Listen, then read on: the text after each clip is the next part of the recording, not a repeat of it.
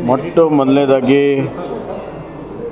ಮೊದಲನೆಯ ಸಂಸತ್ ಅಧಿವೇಶನ ಸಂದರ್ಭದಲ್ಲಿ ಮುಖ್ಯಮಂತ್ರಿಗಳು ಮತ್ತು ಉಪಮುಖ್ಯಮಂತ್ರಿಗಳು ಮತ್ತು ರಾಜ್ಯ ಸರ್ಕಾರದ ಸಚಿವರು ಎಲ್ಲ ಹೊಸದಾಗಿ ಆಯ್ಕೆಯಾದಂಥ ಸಂಸತ್ ಸದಸ್ಯರು ಮಂತ್ರಿಗಳ ಸಭೆ ಮಾಡಿರುವಂಥದ್ದು ಒಂದು ಒಳ್ಳೆಯ ಪರಂಪರೆಯನ್ನು ಪ್ರಾರಂಭ ಮಾಡಿದ್ದಾರೆ ಅಂತ ನನ್ನ ಭಾವನೆ.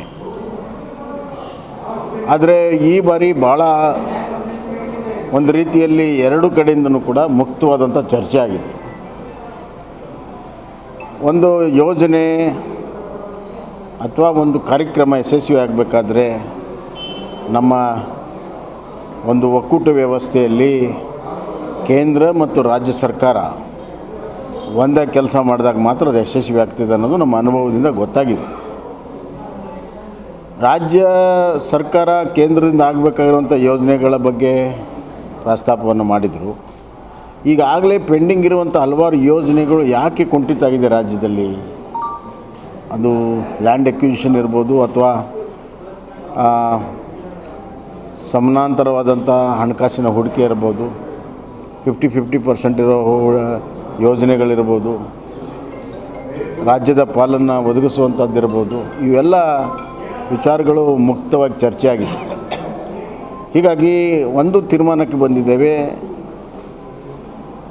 ಕೇಂದ್ರ ಸರ್ಕಾರದ ಯೋಜನೆಗಳು ಮತ್ತು ರಾಜ್ಯ ಸರ್ಕಾರ ಸಂಪೂರ್ಣ ಸಹಕಾರ ಇದ್ದರೆ ಮಾತ್ರ ಆಗ್ತದೆ. ಎರಡು ಕಡೆ ಅಷ್ಟೇ ಜವಾಬ್ದಾರಿ ಇದೆ. ನಾವು ರಾಜ್ಯದ ಹಿತದೃಷ್ಟಿಯಿಂದ, ರಾಜ್ಯದ ಜನತೆ ಹಿತದೃಷ್ಟಿಯಿಂದ ಸಂಪೂರ್ಣವಾದಂಥ ಸಹಕಾರವನ್ನು ಕೊಡಲು ಮತ್ತು ಕೇಂದ್ರದಲ್ಲಿ ಯಾವ್ಯಾವ ಯೋಜನೆಗಳ ಬಗ್ಗೆ ಪರ್ಸ್ಯೂ ಮಾಡುವಂಥದ್ದು, ಒತ್ತಾಯ ಮಾಡುವಂಥದ್ದು, ಆ ಕೆಲಸವನ್ನು ನಾವು ಖಂಡಿತವಾಗಿ ಮಾಡ್ತೀವಿ ಅಂತ ಹೇಳಿದ್ದೇವೆ. ಮತ್ತು ರಾಜ್ಯಕ್ಕೂ ಕೂಡ ಆಗ್ರಹ ಮಾಡಿದ್ದೇವೆ. Railway projects, national highway projects, ನೀರಾವರಿ, ಅಲ್ಲಿ ನಿಮ್ಮ ಹೆಚ್ಚಿನ ಹಣಕಾಸನ್ನು ಹೂಡಿಕೆ ಮಾಡಬೇಕು, ಮತ್ತು ಲ್ಯಾಂಡ್ ಎಕ್ವಿಸಿಷನ್ ಮಾಡಿಕೊಡಬೇಕು, ಮತ್ತು ಹಲವಾರು ಕ್ಲಿಯರೆನ್ಸಸ್ ಕೊಡಬೇಕು. ಈ ಎಲ್ಲ ವಿಚಾರಗಳನ್ನು ಮುಕ್ತವಾಗಿ ಚರ್ಚೆ ಮಾಡಿದ್ದೇವೆ. ಬರುವಂಥ ದಿನಗಳಲ್ಲಿ ರಾಜ್ಯ ಸರ್ಕಾರ ಯಾವ ರೀತಿ ಸ್ಪಂದನೆ ಆಗುತ್ತೆ ಅನ್ನೋಂಥ ನಿರೀಕ್ಷೆ ನಮಗೂ ಕೂಡ ಇದೆ.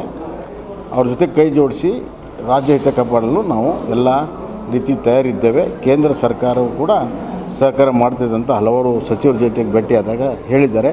ಒಂದು ವಿಶೇಷ ಇವತ್ತೇನು ಅಂದರೆ, ನಿರ್ಮಲಾ ಸೀತಾರಾಮನ್ ಅವರು ಹಣಕಾಸಿನ ಸಚಿವರು ಬಂದಿದ್ದು ಹಲವಾರು ವಿಚಾರಗಳಲ್ಲಿ ಅವರು ವಿಚಾರಗಳನ್ನು ಹೇಳಿದ್ದಾರೆ ಮತ್ತು ಭರವಸೆಗಳು ಕೂಡ ಇಲ್ಲ ಕೊಟ್ಟಿದ್ದಾರೆ. ಅದೊಂದು ಒಳ್ಳೆಯ ಬೆಳವಣಿಗೆ ಅಂತ ಅನಿಸ್ತದೆ. ಓಕೆ.